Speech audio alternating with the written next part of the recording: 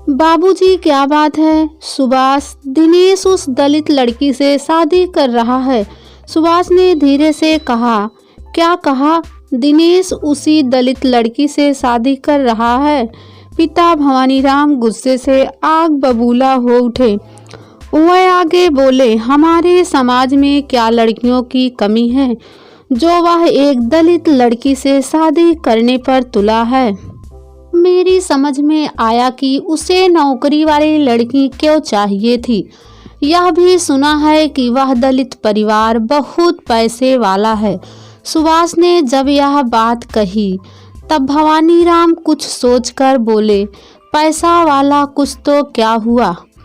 क्या दिनेश उसके पैसे से शादी कर रहा है? कौन है वह लड़की? उसी के स्कूल की कोई सरिता है। सुभाष ने जवाब दिया, देखो सुभाष, तुम अपने छोटे भाई दिनेश को समझाओ। बाबूजी, मैं तो समझा चुका हूँ, मगर वह तो उसके साथ शादी करने का मन बना चुका है। सुभाष ने जब यह बात कही तब भवानीराम सोच में पड़ गए। वह दिनेश को शादी करने से कैसे रोकें, क्योंकि उनके लिए यह जात की लड़ाई है और इस लड़ाई में उनका अहम आड़े आ रहा है। भवानीराम पिछड़े तबके के हैं और दिनेश जिस लड़की से शादी करने जा रहा है वह दलित है। फिर चाहे वह कितनी ही अमीर क्यों ना हो, मगर ऊंच नीच की यह दीवार अब भी समाज में है। सरकार द्वारा भले ही यह दीवार खत्म हो चुकी है, मगर फिर भी लोगों के दिलों में यह दीवार बनी हुई है। दिनेश भवानी राम का छोटा बेटा है।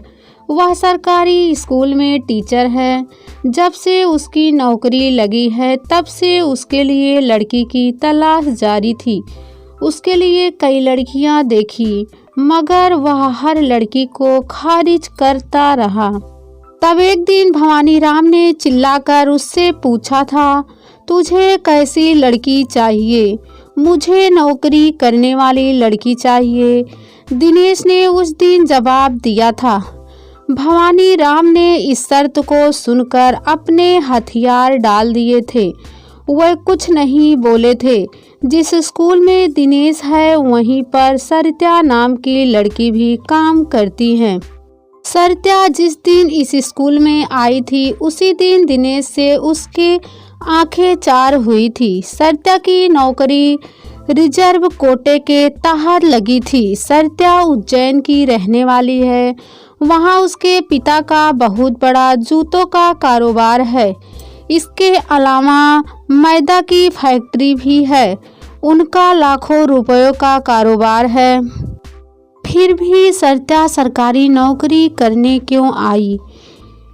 इस क्यों का जवाब स्टाफ के किसी शख्स ने नहीं पूछा। सरिता को अपने पिता की जायदाद पर बहुत घमंड था। उसका रहन सहन दलित होते हुए भी ऊंचे तबके जैसा था। वह अपने स्टाफ में पिता के कारोबार की तारीफ दिल खोलकर किया करती थी। वह हर कदम यह बताने की कोशिश करती थी कि नौकरी उसने अपनी मर्जी से की है।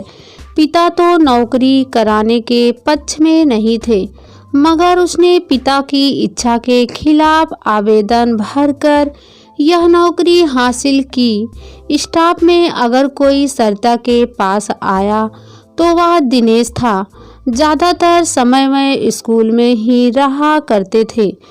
पहले उनमें दोस्ती हुई, फिर वह एक दूसरे के ज़्यादा पास आए। जब भी खाली पीरियड होता उस समय वह दोनों स्टाफ रूम में बैठकर बातें करते रहते। शुरू में तो वह दोस्त की तरह रहे, मगर उनकी दोस्ती कब प्यार में बदल गई उन्हें पता ही नहीं चला। स्टाफ रूम के अलावा वह बगीचे और रेस्टोरेंट में भी मिलने लगे। भविष्य की योजनाएं बनने लगी। ऐसे ही रोमांस करते 2 साल गुजर गए। उन्होंने फैसला कर लिया कि अब वह शादी करेंगे। इसलिए सरिता ने पूछा था, हम कब शादी करेंगे? तुम अपने पिताजी को मना लो। मैं अपने पिताजी को, दिनेश ने जवाब दिया। मेरे पिताजी ने तो अपने समाज में लड़के देख लिए हैं और उन्होंने कहा भी है कि आकर लड़का पसंद कर लो। मैंने मना कर दिया कि मैं अपने ही स्टाफ में दिनेश से शादी करूंगी, सरिता बोली। फिर पिताजी ने क्या कहा, दिनेश ने पूछा। उन्होंने तो हाँ कर दी, सरिता ने कहा। तुम्हारे पिताजी क्या कहते हैं? पहले मैं बड़े भैया से बात करता हूँ, दिनेश ने कहा। हाँ कर लो, ताकि मेरे पिताजी शादी की तैयारी कर लें, कहकर सरिता ने गेंद दिनेश के पाले में फेंक दी। मगर दिनेश कैसे अपने पिता से कहें? उसने अपने बड़े भाई सुभाष से बात करनी चाहिए। तो सुभाष बोला, तुम समझते हो कि बाबूजी इस शादी के लिए तैयार हो जाएंगे? आपको तैयार करना पड़ेगा, दिनेश ने जोर देते हुए कहा। अगर बाबूजी नहीं माने तब तुम अपना इरादा बदल लोगे? नहीं भैया, इरादा तो नहीं बदलूंगा। अगर वह नहीं मानते हैं तो शादी करने का दूसरा तरीका भी है, कहकर दिनेश ने अपने इरादे साफ कर दिए। मगर सुभाष ने जब पिताजी से बात की तब उन्होंने मना कर दिया। अब सवाल यह है कि कैसे शादी हो।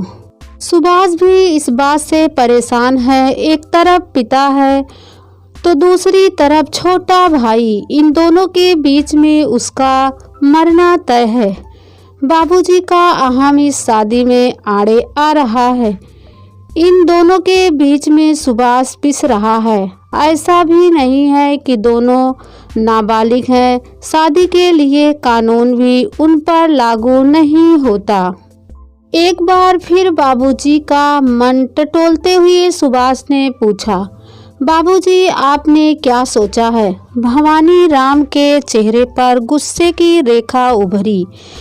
कुछ पल तक वह कोई जवाब नहीं दे पाए, फिर बोले, अब क्या सोचना है?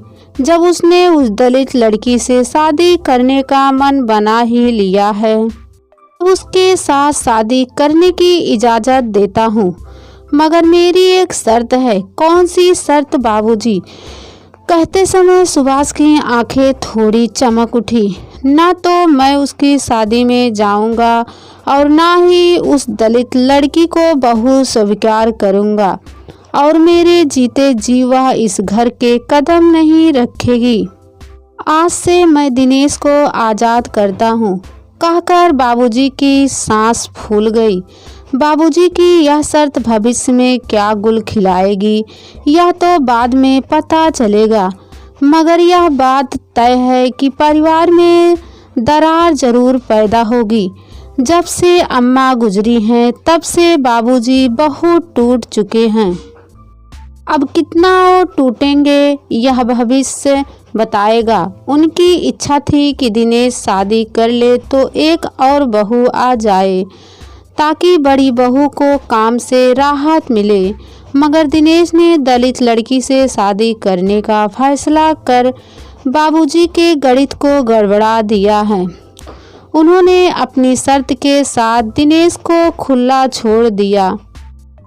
उनकी यह शर्त कब तक चल पाएगी यह नहीं कहा जा सकता है, मगर सरिता की सारी जिम्मेदारी सरिता के बाबूजी ने उठा ली और सरिता दिनेश की शादी कर दी। फिर जब दिनेश अपने पत्नी सरिता को लेकर घर आया तो उसके पिता घर में घुसने नहीं दिया, क्योंकि दिनेश ने गैर जात की लड़की से शादी किया था।